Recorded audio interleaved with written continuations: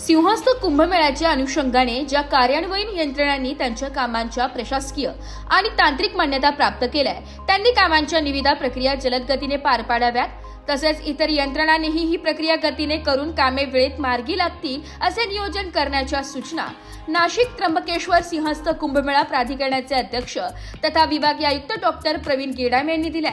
सिंहस्थ कुंभमेळा प्राधिकरणाच्या कामांच्या नियोजन आणि सद्यस्थितीचा आढावा प्राधिकरणाचे अध्यक्ष डॉक्टर गेडाम आणि कुंभमेळा आयुक्त शेखर सिंह यांनी घेतला। यावेळी जिल्हाधिकारी आयुष प्रसाद, मनपा आयुक्त मनीषा खत्री, पोलीस आयुक्त संदीप कर्णिक, विशेष पोलीस महानिरीक्षक दत्तात्रय कराळे, जिल्हा परिषद मुख्य कार्यकारी अधिकारी ओमकार पवार, मनपा अतिरिक्त आयुक्त करिश्मा नायर, जिल्हा पोलीस अधीक्षक बाळासाहेब पाटील यांच्यासह विविध विभागांचे अधिकारी यावेळी उपस्थित होते।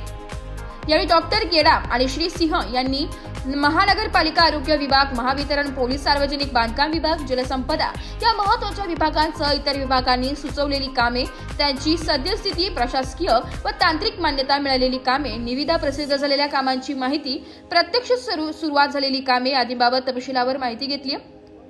मागील सिंहस्थ कुंभमेळ्यावेळी केलेल्या उपाययोजना, प्रयागराज उत्तर प्रदेश येथे नुकताच पार पडलेल्या कुंभमेळ्यात केलेल्या विविध उपाययोजना आदी लक्षात घेऊन सध्या तयार करण्यात आलेल्या आराखड्यावर आणि त्याच्या प्रत्यक्ष अंमलबजावणीवरही यावेळी चर्चा करण्यात आली।